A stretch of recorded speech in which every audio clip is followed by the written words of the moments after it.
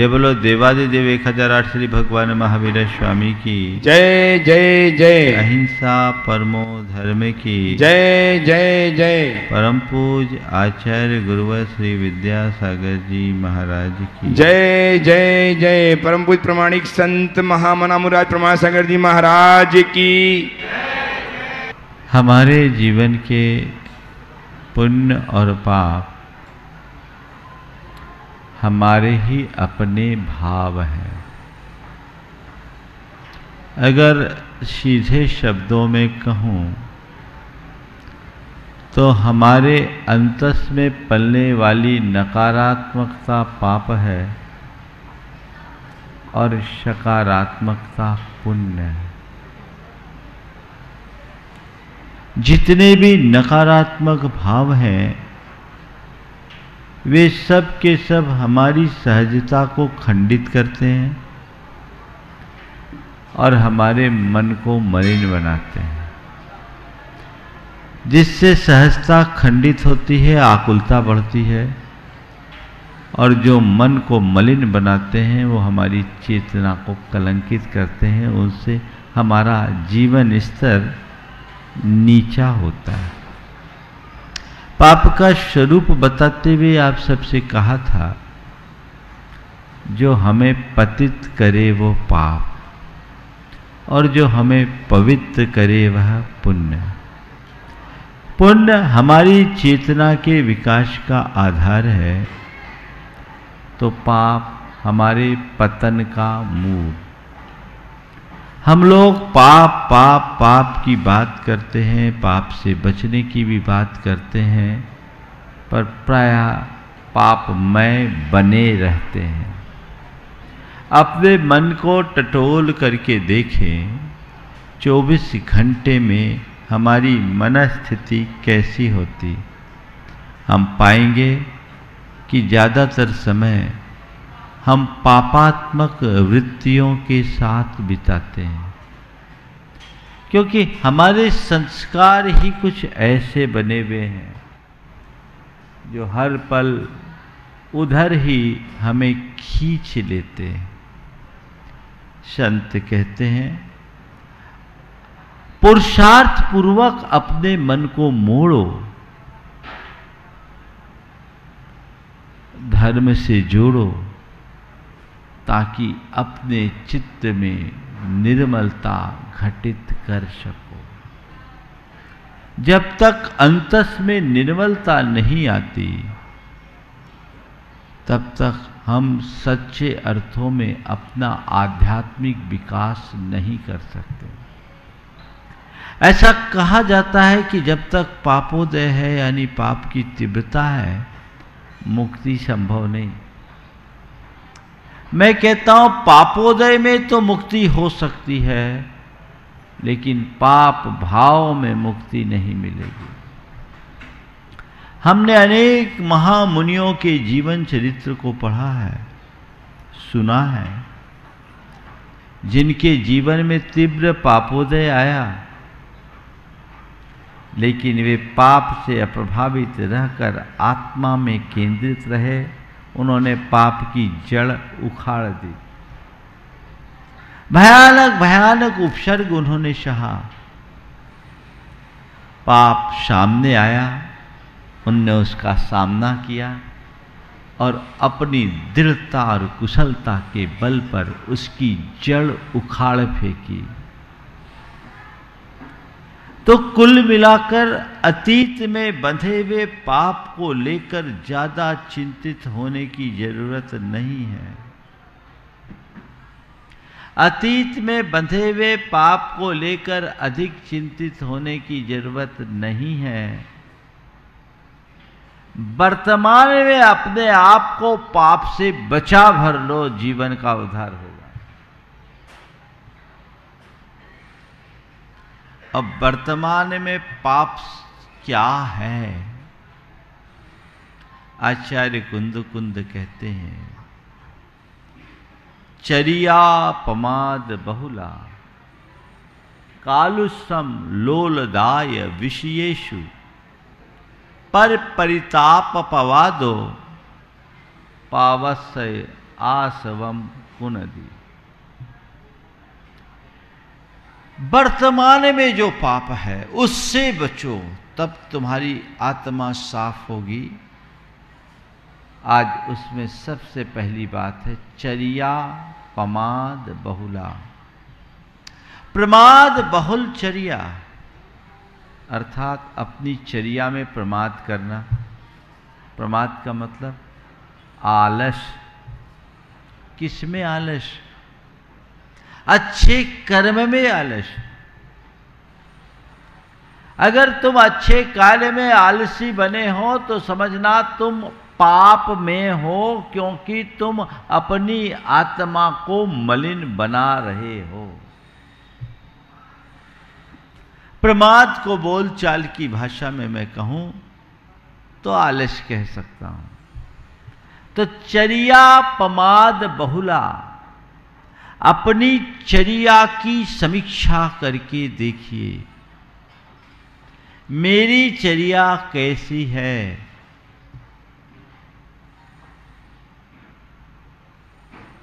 मेरी चर्या में प्रमाद है या नहीं है? यदि मैं अपने कार्यों में पूरी तरह तत्पर हूं, दक्ष हूं, तो मैं कह सकता हूं मैं इस प्रमाद नाम के शत्रु से बचा हूं। लेकिन ऐसा नहीं है तो मान करके चलना कि मैं अपना पतन कर रहा हूं। मेरे अंदर प्रमाद है या नहीं, इसको कैसे पहचाने? अभी किसी व्यक्ति को प्रमादी बोल दूं, आलसी बोल दूं तो बुरा लगेगा? लगेगा कि नहीं लगेगा? हमको क्या समझ रखे हम आलसी हैं? नहीं भाई, आप तो सब अप्रमत्त हो। अच्छी बात है। अगर मेरे द्वारा ऐसा कह देने से आप लोगों को खुशी मिलती है तो मुझे क्या ऐतराज।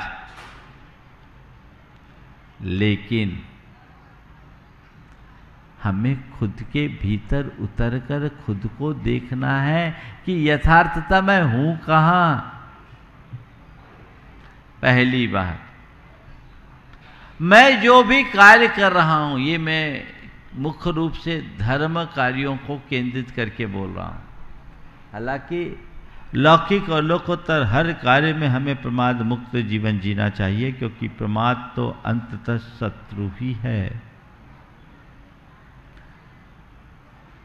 पहली पहचान, मैं जो कार्य कर रहा हूं वो रुचिपूर्वक कर रहा हूं या अरुचिपूर्वक।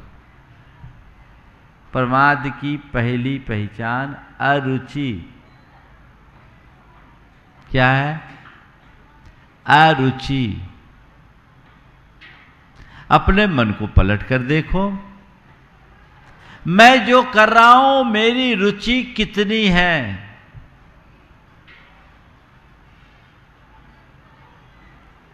अगर तुम अपनी चर्या को पूरी तरह से रुचिपूर्वक करते हो, रस लेकर करते हो, तो फिर तुम्हारे माथे पे प्रमाद का कलंक नहीं लगेगा।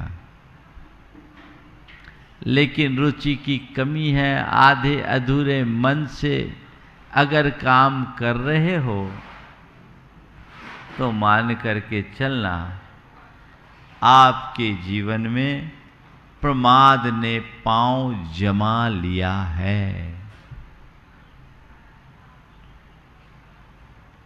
देखो, अपने मन को पलटो। सामायिक करना है। आपने एक व्रत के रूप में स्वयं स्वीकारा है, अब मुझे सुबह से सामायिक करना है।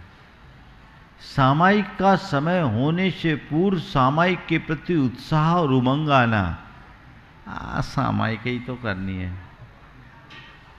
कर लेंगे। अब ये क्या हो गया? क्या हो गया? एक व्यक्ति पूर्ण रुचि पूर्वक सामायिक कर रहा है और एक खींचतान के सामायिक कर रहा है। जो रुचि पूर्वक सामायिक करेगा उसकी सामायिक होगी, और जो अरुचि से सामायिक करेगा वो सामायिक के नाम पर ऊँघेगा और क्या करेगा, है ना। ये एक उदाहरण दिया मैंने आपको। अगर आप अपने प्रमाद रूप शत्रु से बचना चाहते हो तो रुचि पूर्वक कार्य करो। जो भी काम करना उसमें रुचि होनी चाहिए, उमंग होनी चाहिए। जिसमें आपकी रुचि होती है, उमंग होती है, उसके प्रति स्वाभाविक उत्साह रहता है। वंदना का भाव लेकर आए हो, बड़ी रुचि पूर्वक आए हो। रात के 2 बजे चढ़ना है, 12 बजे से नहा धो के रेडी। ये किसने कराया? 10 बजे के पहले बिस्तर न छोड़ने वालों। 2 बजे उठ करके वंदना के लिए तैयार। कौन करा रहा है? किसने कराया? तुम्हारे मन की रुचि ने ना। हाँ, किसी को का मन ना हो, उसे जबरदस्ती कोई ले आया हो तो कई ऐसे लोग भी यहां आकर के भी पड़े रह जाते। जाएंगे भी तो रो धो के जाएंगे। 1-2 तो ऐसे केस आए जो अपने घर वालों के कहने से वंदना करने चले गए और कसम खा लिए कि दोबारा कभी नहीं आएंगे। ऐसे लोग भी। अब उसकी रुचि ही नहीं, हंसने की बात नहीं है, अब उसका भाग्य ही फूटा है। अंतरंग की रुचि नहीं, उसको ये बोझ लग रहा है। ध्यान रखने की बात केवल इतनी है, अगर अपने कार्यों में रुचि हो तो भारी काम भी आसान हो जाता है, और रुचि के अभाव में आसान काम भी भारी लगता है। सूत्र क्या निकला? मुझे अपनी रुचि को बरकरार रखनी है। क्या करना है? रुचि बरकरार रखनी है, उसमें कोई कमी नहीं होने देनी। क्योंकि संस्कार ही हमारे पाप के हैं। पाप के कार्यों में कैसी रुचि होती बोलो? तुम भगवान की पूजा करो, उसमें मन लगे न लगे कोई पक्का नहीं, पर कोई मूवी देखो तो उसमें तो निर्विकल्प समाधि हो जाती होती। क्यों? मन तो यहां है, मन वहां भी है, पर यहां मन नहीं रम पा रहा, वहां मन हट नहीं पा रहा है। कारण क्या? उसमें रुचि है, इसमें रुचि नहीं। तो पाप रुचि को धर्म रुचि में बदल दो, प्रमाद छूट जाएगा। चर्या पमाद बहुला। रुचि जगे, पहली बात। दूसरी बात, तत्परता या लगन। रुचि के बाद क्या? तत्परता या लगन। तुम अपने कार्यों को करने में तत्पर हो, लगन तुम्हारे अंदर है या नहीं है? तो कितनी तत्परता है, कितनी लगन है? यदि है तो समझना अभी प्रमाद पास में नहीं है, और नहीं है तो समझ लो तुम प्रमादी व्यक्ति की श्रेणी में आ गए। तत्पर व्यक्ति, लगनशील व्यक्ति कोई भी काम होता है तो उसे तुरंत करने की कोशिश करता है, तत्क्षण। और प्रमादी आज का काम कल पर टालता है, टाल मटोल। कर लेंगे, हो जाएगा, अभी क्या, अभी तो बहुत समय है। संत कहते आज का काम आज करो, और आज का काम आज नहीं, आज का काम अब करो, अब भी करो, टालो नहीं। जिनमें तत्परता और लगन होती है वो किसी काम को छोड़ते नहीं, करके ही दम लेते हैं। और जो आलसी होते हैं वो शुरू भले कर दे, पूरा नहीं करते। एक तत्पर व्यक्ति और एक आलसी व्यक्ति की पहचान क्या है? तत्पर व्यक्ति के पास 10 काम हो, वो एक एक को शुरू करके 10 को खत्म करता है, और आलसी व्यक्ति 10 को छेड़ देता, एक भी पूरा नहीं होता। काम 10 छेड़ दिया, पूरा एक भी नहीं। वो व्यस्त बनने का नाटक करेगा पर काम उसका कुछ नहीं है, आलसी है। ये प्रमाद है। तत्परता हमारी प्राथमिकताएं निश्चित करती है। यदि मेरे मन में तत्परता होगी, मेरी प्राथमिकता अलग हो जाएगी, ये काम मुझे करना है, करना ही है, सर्वोच्च प्राथमिकता के साथ करना है।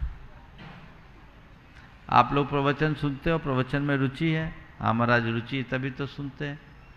एक व्यक्ति है जो रुचि पूर्वक प्रवचन सुनता है, आया और रुचि पूर्वक सुनने के बाद भी पूरा ध्यान से सुनता है और टाइम पर आता है कि नहीं मुझे इतने बजे प्रवचन में जाना ही है, प्रवचन अटेंड करना है, मेरा प्रवचन मिस नहीं होना चाहिए। एक मानसिकता ये, और दूसरा ठीक है प्रवचन है, अभी तो शुरू होने में देर है, पहुंच जाएंगे। महाराज भी कहते आखिरी आखिरी का भी सुन ले तो उद्धार हो जाए। क्या हुआ? एक शब्द सुन लेने में भी उद्धार हो सकता है, ऐसा कहा जाता है। क्या हो गया? गड़बड़। तत्परता होनी चाहिए, लगन होनी चाहिए। मेरे धर्म में तत्परता हो, मेरे अपने कर्तव्यों में लगन हो, भावना हो, तब मैं प्रमाद मुक्त होने का अधिकारी होऊंगा। और टाल मटोल है तो बहुत से होते हैं टाल मटोल, भैया ठीक है कल कर लेंगे, कल कर लेंगे, कल कर लेंगे। उनका कल कभी आता ही नहीं। और आप देखो ना, अच्छा कार्य करने के लिए तुरंत मन होता है या ठीक है सोच लेंगे। बुरा काम करने का प्रसंग आता है तो तुम तुरंत कर डालते हो, उसके लिए 100 उपाय खोजते हो, इसको कैसे करना है और जल्दी से जल्दी कर लेना है। पर अच्छा कार्य सोच लेंगे, कर लेंगे, अभी देखते हैं, औरों को करने दो, और देखो कौन कौन कर रहा है ना। आप लोग बाजार देख के काम करते हैं, है ना? नहीं।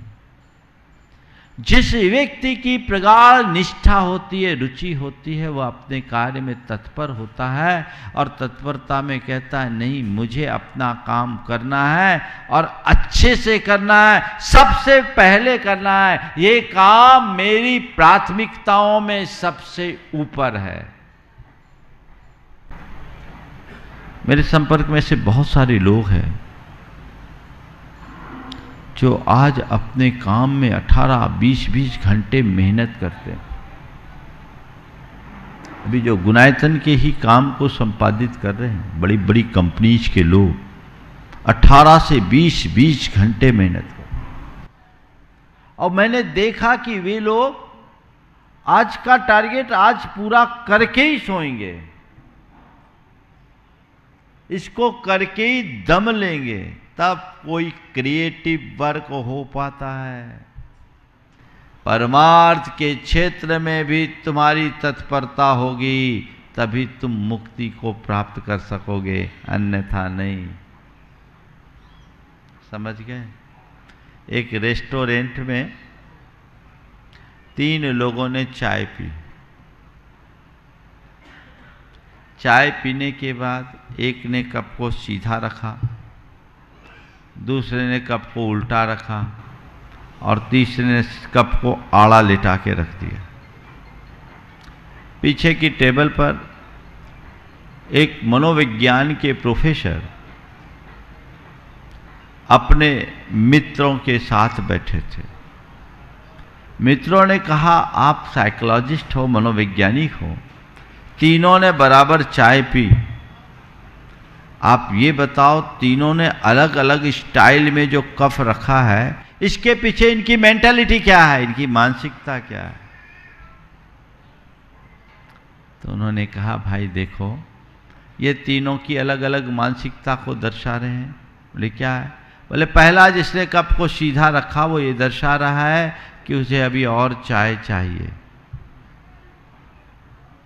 दूसरा जिसने कप को उल्टा कर दिया वो इस बात का संकेत है कि अब उसके लिए चाय की ज़रूरत नहीं है, चाय हो गई, पर्याप्त हो गई। और तीसरा, बोले तीसरा बिल्कुल अलग है, ये कहता है जिसने आड़े रखा कि मिल जाए तो ठीक, ना मिले तो ठीक, मिल जाए तो सीधा कर लेंगे, नहीं तो आड़ा तो है। तत्पर होने का मतलब है अपने कप को हमेशा खड़ा रखना, है ना? देखो तुम्हारी कप कैसी है, कप सीधी है तो तुम सही रास्ते पर हो, और कप आड़ी है तो समझ लो अभी प्रमाद से घिरे हुए हो। ये स्वयं के प्रति किया जाने वाला एक अपराध है। चर्या पमाद बहुला, तत्परता से प्राथमिकता हमारी बदल जाती है। तीसरी बात, लक्ष्य के प्रति समर्पण।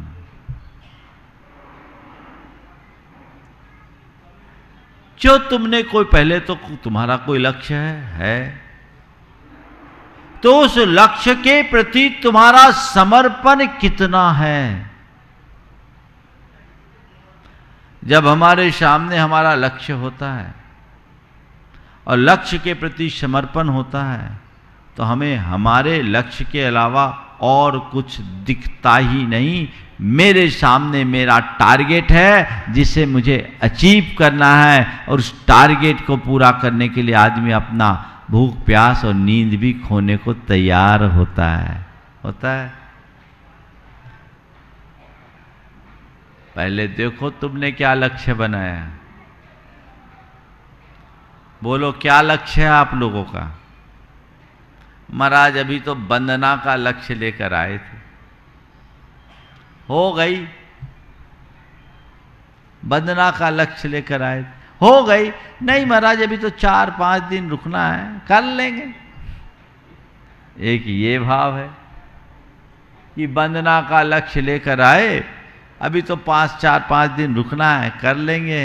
अब पता लगा करने के पहले ही घर में सूतक लग गया, आप क्या करोगे? मौसम बिगड़ गया, आप क्या कर लोगे? कोई बीमारी आ गई तो क्या कर लोगे? एक ये है कि अभी 4-5 रोज है, कर लेंगे, आराम से कर लेंगे, और एक ये है कि पहले करेंगे फिर आराम करेंगे। आए हैं हम तो वंदना के लिए आए हैं, मुझे वंदना करनी है, सबसे पहले वंदना करनी है। कौन मजे में है बोलो? किसको अच्छा पसंद मानोगे? सबसे पहले करने वाले को। तुम्हारा नंबर कौन से में है? कर लेंगे, कर लेंगे। अव्वल तो लक्ष्य ही नहीं, और अगर लक्ष्य है भी तो उसके प्रति समर्पण नहीं। ये हमारी बड़ी दुर्बलता है, यही प्रमाद है, यही प्रमाद घेरता है। जो मेरा लक्ष्य है उसको मुझे पूरा करना है। और एक बात बोलूं, बहुत बड़े बड़े लक्ष्य मत बनाओ, है ना? कई लोग हैं लंबी चौड़ी योजनाएं बना लेते, करते कुछ भी नहीं। क्या उन्होंने विकास के भारी कदम उठाए, उन्होंने विकास के भारी कदम उठाए, पर वे कदम इतने भारी थे कि उठ ही नहीं पाए, है ना। ऐसे भारी कदम उठा के क्या करोगे? छोटे लक्ष्य बनाओ, उससे पूरा करो और पूरा करके बढ़ते जाओ, बढ़ते जाओ, बढ़ते जाओ। तुम्हारे सामने पहाड़ जैसा लक्ष्य भी पूरा हो जाएगा और मन में आलस और प्रमाद कभी स्थान नहीं पाएगा। पहाड़ चढ़ना है, चढ़ोगे ही, कुछ चढ़ लिए होंगे, कुछ चढ़ेंगे। हाँ, अरे 9 किलोमीटर का पहाड़ है, कैसे चढ़ेंगे, हाथ पांव ढीला, जो पहली बार आए। नहीं, यहाँ से जाएंगे, कलिकुंड तक जाएंगे, पहला लक्ष्य। दूसरा काठपुल का दूसरा लक्ष्य, तीसरा गंधर नाला का तीसरा लक्ष्य, फिर शीतल नाला है चौथा लक्ष्य, अब चोपड़ा कुंड है पांचवा लक्ष्य। अब तो पहुंचने वाले हैं, चोपड़ा कुंड तक तो जाना है, छठवां लक्ष्य। अब क्या हुआ? ऐसे टुकड़ों में बांट दीजिए और उस टारगेट को अचीव करने का पूरा भाव बनाइए, लक्ष्य के प्रति समर्पण रखिए, प्रमाद हावी नहीं हो सकेगा।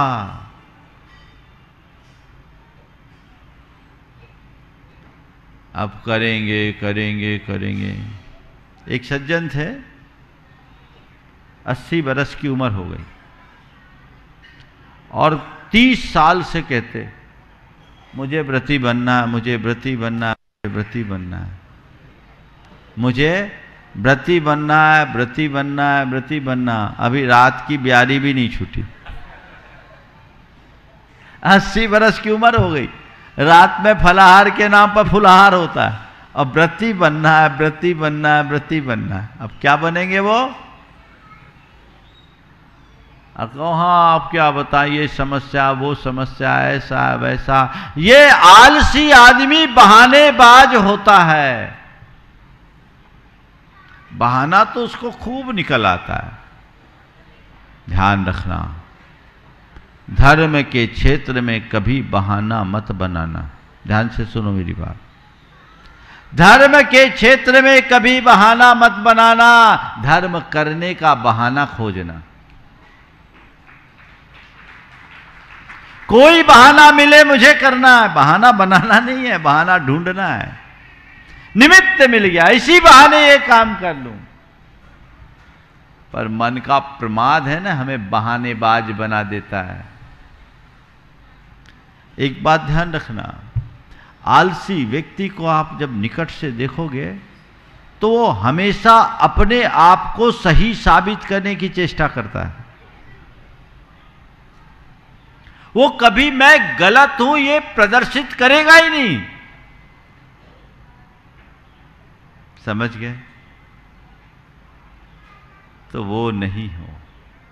लक्ष्य के प्रति समर्पण, मेरा जो लक्ष्य है मुझे उस लक्ष्य को पूरा करके ही दम लेना है। यदि तुम्हारे सामने तुम्हारा लक्ष्य होगा तो कभी भी मन इधर उधर नहीं भागेगा। ये काम करना है नहीं, करना ही है। और समर्पण के बाद चाहिए संकल्प। क्या चाहिए? संकल्प। संकल्प सिद्धि का आधार है। सर्वम संकल्प वशाद भवतिर्लघुर भवतिर्वा महान। हमारा संपूर्ण जीवन हमारे संकल्पों पर निर्भर करता है। संकल्प से ही जीवन क्षुद्र बनता है और संकल्प से ही जीवन महान बनता है। आज दुनिया में जिनने भी ऊंचाइयां छुई है वे सब अपने संकल्पों के बदौलत ही। अपने संकल्प को मजबूत बनाइए। जो मैंने लक्ष्य बनाया उसके प्रति समर्पण और उसको पाने का संकल्प मन में लीजिए, ठान लीजिए। ये करना है नहीं, ये करना ही है।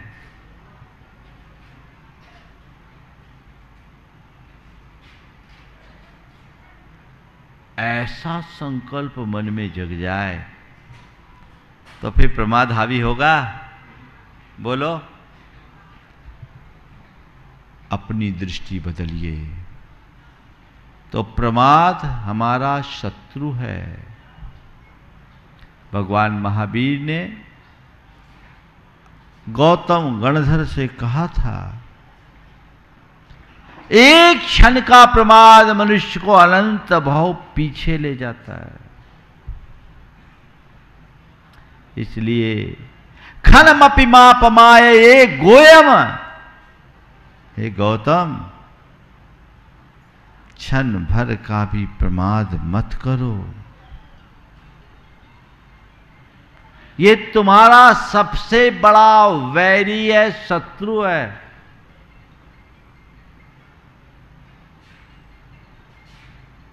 एक बात और ध्यान रखना, आलसी वो नहीं जो अपना काम न करे। आलसी केवल वो नहीं जो अपना काम न करे, आलसी वो भी है जो क्षमता के अनुरूप काम न करे। तुम्हारी जितनी क्षमता है उतना तुम्हें काम करना चाहिए। जो तुम कर सकते हो उतना काम करने का ध्येय होना चाहिए। वैसा लक्ष्य, वैसा समर्पण, वैसा संकल्प देखो जीवन में कितनी ऊंचाई देता है।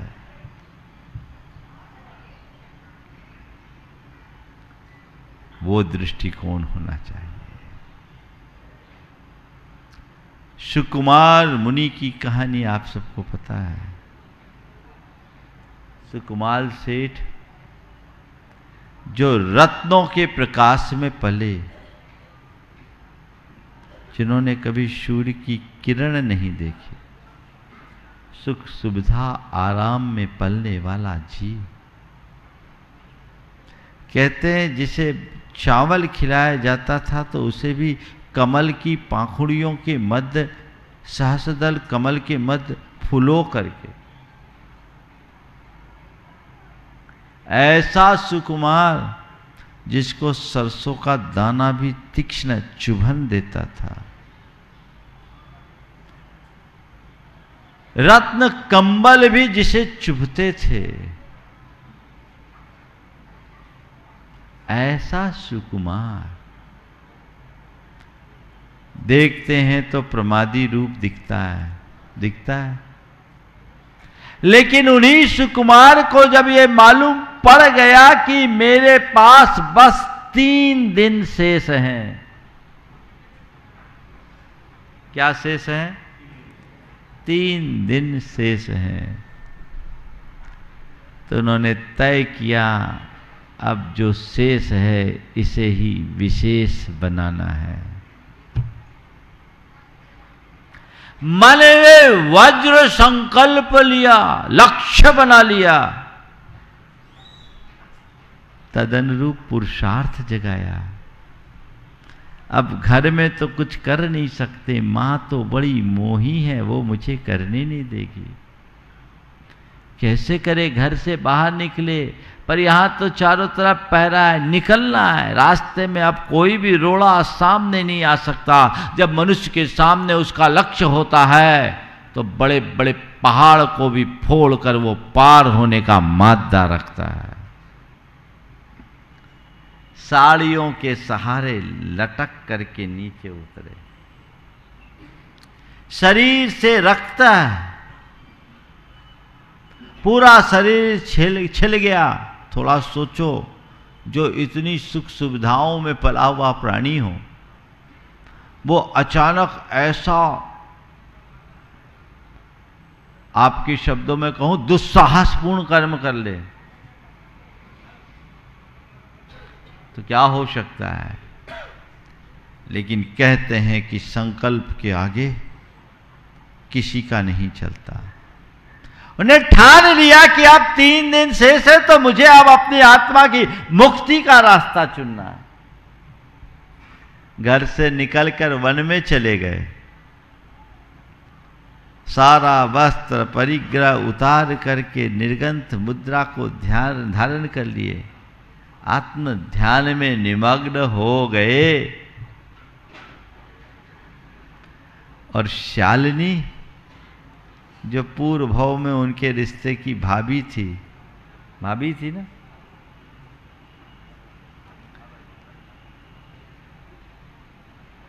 वो उनके रक्त की गंध ले लेकर के पीछे आ गई अपने 2 बच्चों के साथ। 3 दिनों तक लगातार शालिनी अपने 2 बच्चों के साथ उन्हें चूट चूट के खाती रही।